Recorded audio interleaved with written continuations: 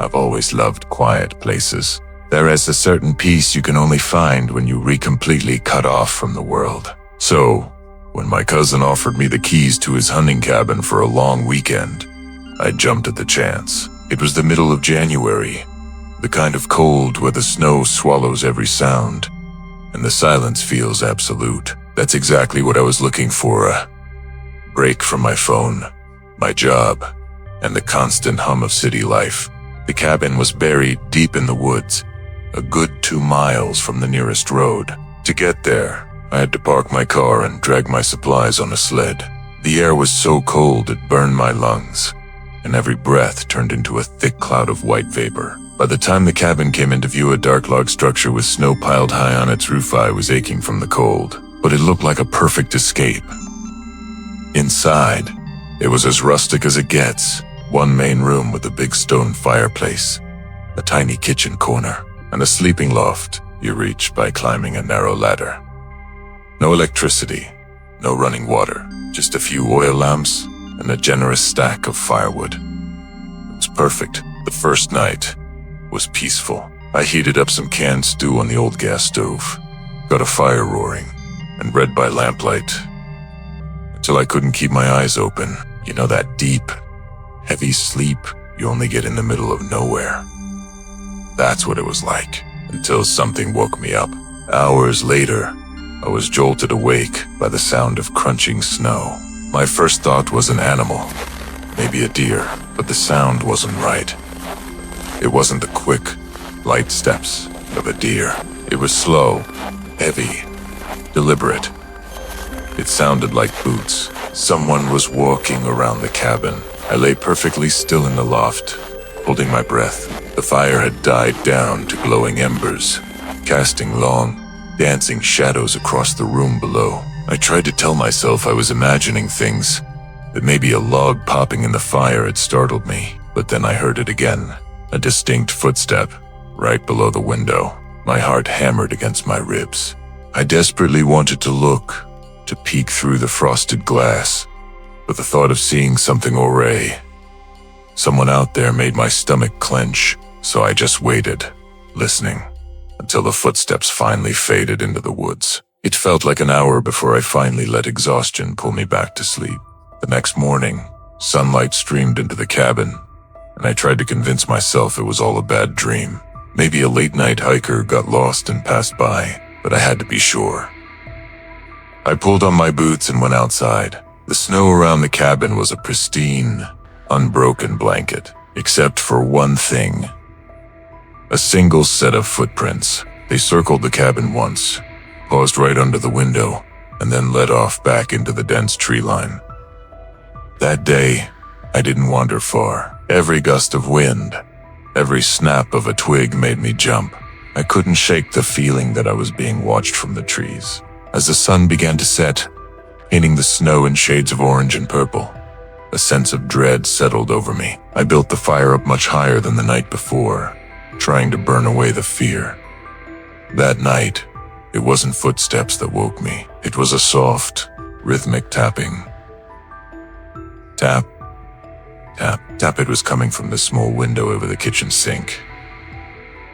My blood ran cold. I grabbed the old hunting knife my cousin kept on the mantel and slowly, quietly, climbed down from the loft. As my feet touched the floorboards, the tapping stopped. The only sound was the crackle and hiss of the fire. I crept towards the kitchen window. The glass was so thick with frost I could barely see through it, but pressed against the outside, I could just make out the shape.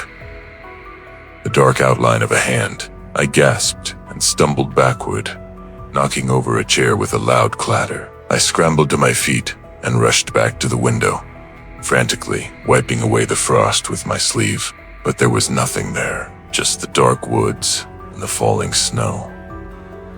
No tracks, no figure. Nothing. I didn't sleep a wink after that. I sat on the floor by the fireplace, the knife clutched in my hand, my eyes darting towards every shadow.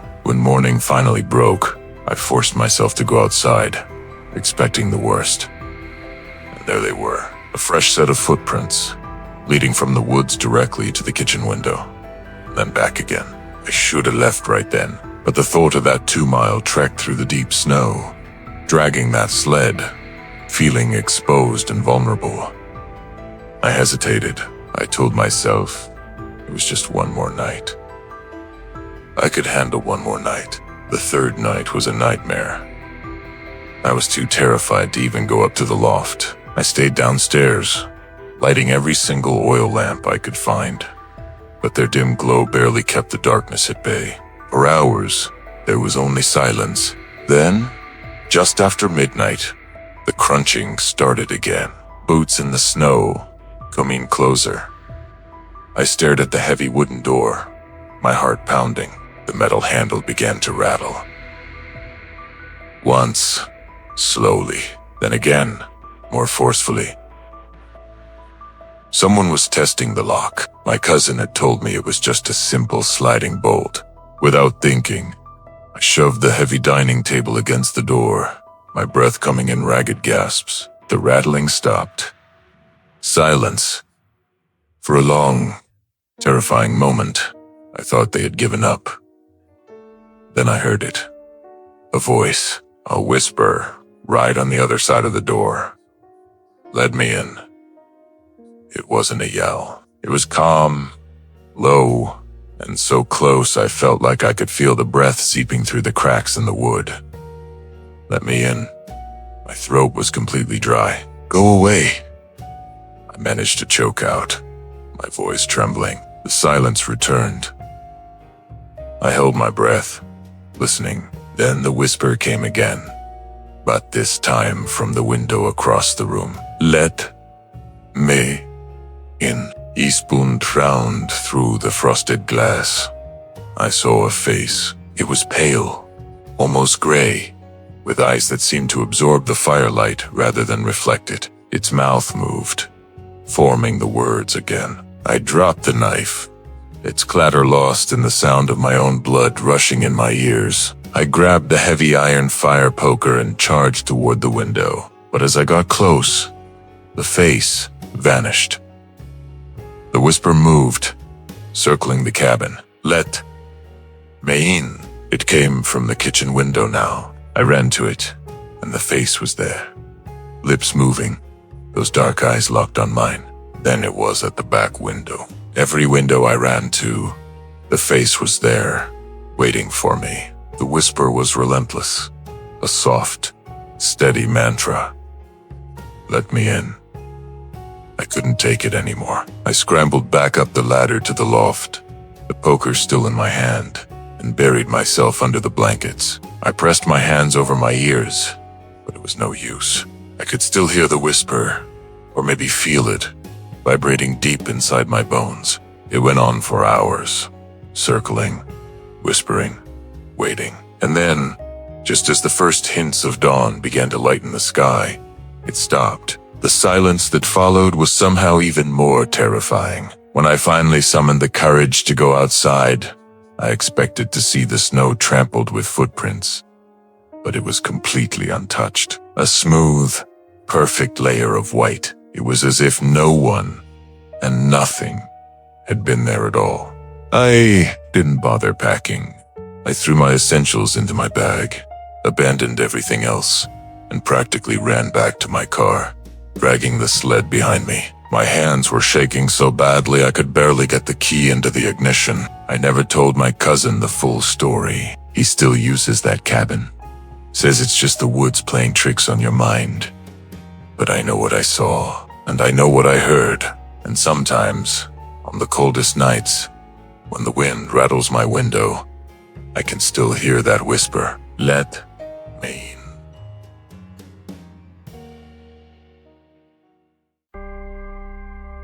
I was staying with my brother at a cabin in northern Montana. It was in a dip between the mountains, tucked away in the trees. Both me and my brother Johnny were very outdoorsy, so this was a pretty typical trip for us, hanging out in the woods, going for hikes, and just exploring. Because of the drive, we spent the first day taking it slow, hanging around the cabin and enjoying the scenery without doing too much away from the cabin.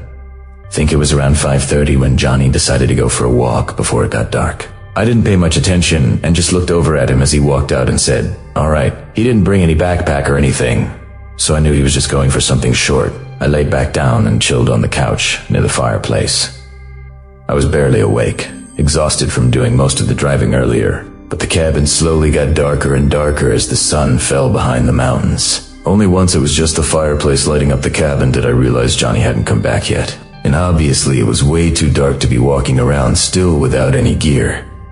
I jumped up and grabbed my day bag along with a headlamp and a flashlight, then headed out to make sure he was okay. My first thought was that we were in bear country, so I was pretty nervous about Johnny possibly running into one. Although, as I got deeper into the woods along the path, my nervousness shifted toward a different possibility. I kept getting a bad sense, making me look behind myself several times, as if expecting someone to be there. Never saw anything, though. In just 10 minutes down the trail, I saw Johnny coming down toward me. He looked uneasy, and he wasn't in a dead sprint or anything, but he was moving fairly quickly, like he was trying to get away from something. We both started talking at the same time. I was trying to ask what was going on, and he was trying to tell me to turn back and get to the cabin. Eventually, we both just started fast walking back, getting back inside where he then told me he saw someone watching him from out in the trees. He said the guy looked really creepy, and as he kept walking through the trail, the man almost seemed to be stalking him. Johnny thought if he just walked back to the cabin in the daylight, the guy might have followed him. So, he waited till dark. Johnny, probably because he was the older brother, assured me it was likely nothing though, and he was just trying to be safe rather than sorry. I trusted him and tried not to worry about it. The guy he saw probably just had a cabin nearby, too, or was on a hike. We made dinner, then sat out on the front porch for the rest of the night next to a campfire. I think both of us were also trying to keep watch for anyone watching us, but neither of us admitted it. The mountains got more quiet as the night went on. We talked around the campfire well into the night, going in later and sleeping until morning. After a short breakfast, we packed our bags and left to go on the main hike in the area, going up to the peak of one of the mountains and taking around 6 hours. Both of us were super exhausted afterward. The last hour of walking back to the cabin felt like it dragged on. Heading in, Johnny tossed his bag down and said he was going to take a shower. I waited on the couch. The cabin only had 2 rooms and 1 bathroom, so I had to wait for him. I was only laying there for a minute, though, when I randomly just remembered about the guy my brother was talking about yesterday. I got up and looked out the windows, almost expecting to see him out there. I went back over to the couch, but I just felt strange all of a sudden. A few more minutes went by, trying to figure out what it was I was feeling when I noticed the obnoxious sound of the water pump for the shower hadn't started yet. Johnny? No response. I got up and walked down the hall toward the bedroom. I knocked on the door and said his name again. I felt something unsettling as I reached down and cracked open the door. I opened it slowly, maybe just a few inches. I could see Johnny between the crack and the door. He was kneeling down in the corner of the room, eyes wide open and staring at me, subtly shaking his head no, clearly telling me to go away. The fear in his eyes was so unnerving, it still is burned into my memory, clear as day. Just a horrifying sight I wish I'd never have to see again. I pushed the door open fully, seeing a man standing just a few feet from him. He also had wide eyes, but in a tired, disturbing way. He wore disheveled, torn up clothes and had oily, long black hair in top moment. I didn't have time to think. It was just my instant, unprocessed reaction to stop him. I charged at him, and only once I was a couple steps away, I saw him raise a gun from his side. I tackled him and Johnny immediately knew what to do. We wrestled the gun away from him and got him mostly under control. I swear this guy was feral, screaming and screeching and clawing to try to get away. I had never seen anything like it. He wasn't letting up either, so it took a while to figure out exactly how to get out of this. We decided Johnny, who was much bigger than I was, would hold him down while I got the car ready. I did as he said, quickly, tossing our bags in the car, which had everything already packed in it from our recent hike. Then, I turned the car on and got it ready. I went back in and we tried to tie him up with anything we could find around the cabin, just enough to let us get away. And obviously, we took the gun with us. We could hear him screaming from inside the cabin as we drove away. Once we were in service, we notified police, But by the time they made it to the cabin, all the scraps we tied him up with were left amidst the floor, and the man was nowhere to be found. My brother said when he went into the room to shower, he was caught completely off guard and held at gunpoint, where he was told to call me into the room. My brother refused, knowing he'd be giving me no chance if he did, but then I walked in anyway. We still talk about how insane it was that I tackled the guy. Honestly, I can't even explain it. But it could have been what got us out of that cabin alive. Now, the only clue the authorities have as to who the guy was is from the gun that we gave them. They were able to figure out who it was registered to and found it belonged to a man who'd been missing 5 years from somewhere about 50 miles away from where we were. However, from the description we gave them of what the guy looked like that attacked us, it seemed like it was probably someone else, which leads us to believe that whoever attacked us had also attacked the owner of the firearm, ultimately leaving him as a missing person. So, assuming things had gone any differently, that could have been mine and Johnny's fate as well. Back in 2016, I decided to take a trip down to my father's old cabin. It was a 6-hour drive, deep in the woods outside his long-abandoned hometown. Seriously, the town was just a row of empty buildings on a deserted road. We never really went there when I was growing up. Dad said there was no reason to once the town died. But after he passed away, I felt drawn to it. I wanted to see the home he once built with his own hands. I knew it would be in bad shape. My plan was to do some restorations, just enough to keep it standing, to preserve that piece of him for as long as possible. Honestly, I was also hoping the trip would offer some peace and quiet. A chance to clear my head. So, I drove out there, parked my car behind a crumbling gas station on the edge of the ghost town, and started the 2-mile hike. Up the rugged trail to the cabin. I had all my backpacking gear and a bunch of tools. A part of me was fully prepared for the cabin to have already collapsed, ready to pitch a tent for the night. Thankfully, after a long trek through the woods, I found it. The cabin was still standing in a small clearing, a simple log structure with vines creeping up its walls. I pushed the door, opened no lock, and was hit by a musty, awful smell. The inside was a disaster. Trash was scattered everywhere. It was obvious someone had been squatting here, but not recently. It looked like it had been empty for at least a couple of years. I cleared a space in a corner for my gear, and with the sun already setting, I unrolled my sleeping bag and settled in. Now, I have to say, even though I didn't see or hear a single thing that night, I just could not sleep. I'd drift off for maybe 30 minutes at a time, then wake up with this deeply unsettling feeling.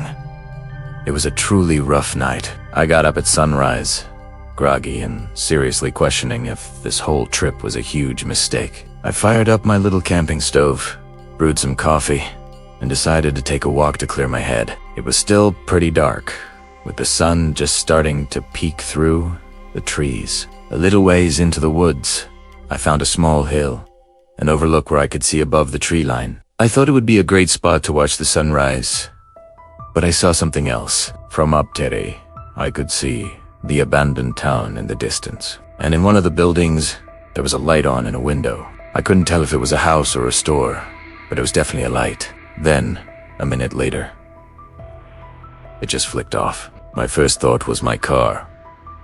A knot of worry tightening in my stomach, but I mostly just chalked it up to urban explorers. A huge coincidence, but nothing to lose sleep over. I sat on that hill for an hour, watched the sun come up, and then headed back to the cabin to start working. First on the list was cleaning up and resealing the outside, but the whole time I was out there, I kept getting that same feeling from the night before. Every time I glanced back at the woods, this eerie sense of being watched washed over me. It took me a while to put a name to it, but I finally realized what it was.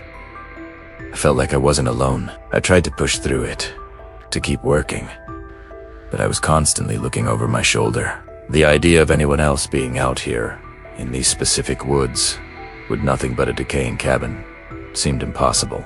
I told myself I was just on edge for reasons I couldn't explain. As the sun began to set, I went inside and fired up the old wood stove.